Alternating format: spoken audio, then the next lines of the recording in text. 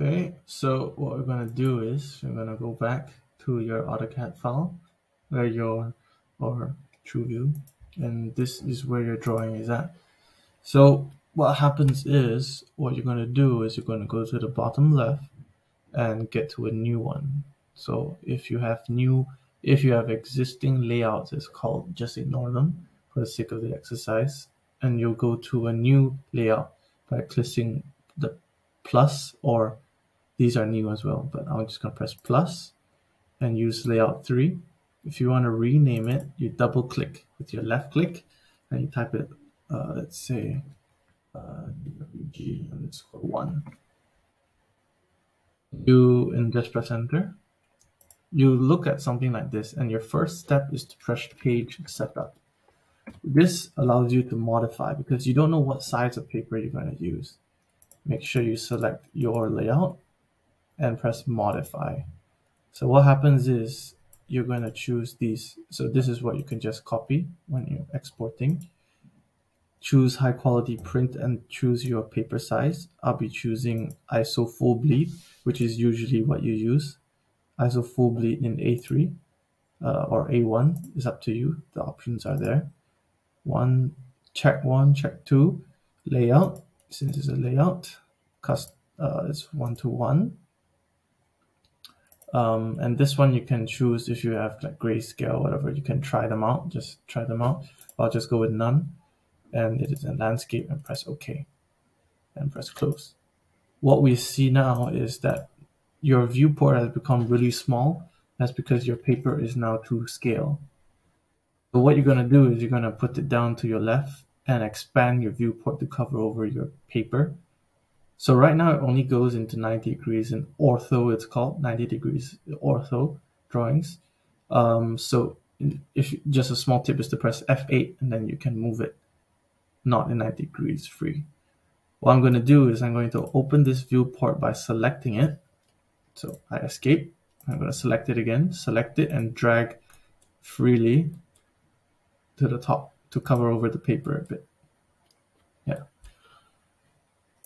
When you press escape, you're selecting outside. When you select it, which means you're selecting your viewport, and if you double click it, you're going inside and moving it around. To cancel that, all you have to use is change from your model, which is inside your viewport, to paper, or you can press outside. So now it's on paper mode. Once I press inside, it's model mode. Press outside, it's paper mode. So that's the concept. To make it to scale, or to see which scale fits A3, what you're going to do is you're going to do a bit of trial and error. So I'll go 1 to 10. I'll press inside to model space, and I'll go look for my drawing. If you can't find it, what you're going to do is you're going to use your double click on your mouse wheel. I'm going to double click on my mouse wheel, and then I'm going to choose the correct scale. So for example, these are presets. 1 to 100 is still too big. I cannot see my drawing. I'm going to scroll down and press custom. And I'm going to press, you can, wherever you put it, the layer when you add will go afterwards. So I'm going to name my scale to, let's say, 200, and put one paper drawing unit is 200 drawing units, and press OK. Now your 1 to 200 will appear here. Once you press it, you find out that, oh, it's still not big enough. So you're going to go down, scroll down, and try again. Let's say 1 to 3. 300, drawing units 300. Try it again. There we go. We have it. Now it fits in one A3 size paper. So this is second move. First move is to get your layout. Press page setup. Page setup, just type it in wherever, this page setup. Once you modify, and then you put your correct settings, you press OK, OK, and close. Next, you select your viewport and choose your scale, for example, where my mouse is talking about. And then for your third move, what you have to do is you're going to type plot. Plotting paper. So you press plot, and then it should be all in the right settings, but these are the settings you should be ending up with, and you press OK. For example, if I put it on my desktop, let it do its printing job, it comes out however you like it, and ta-da, this is your drawing. Yeah, it comes out in colorful. And for example, if you do not want it to be colorful, what you can do is when you press plot, either this or on the other one, but let's start with this one. Type grayscale, press OK. Oh, let's see what that does. So it changes it to be a bit darker actually.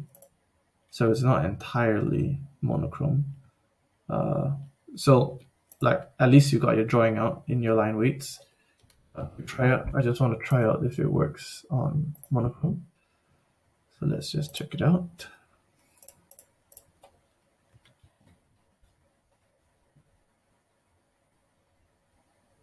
This still is not black and white. Okay, let me try something different.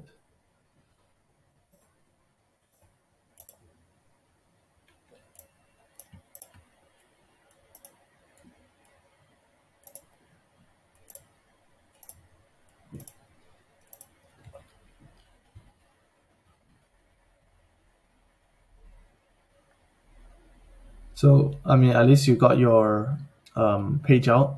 The other thing to make it black and white is when you are printing it at your shop or at your printer, you just select, for example, if I press print, file, and print, just make sure you put it print in grayscale. So all these settings, when you go to the print effects, so my size is an actual size, page setup A3, landscape, it should fit on actual size, and you just print grayscale and you'll get it in black and white. And that's it. There you go.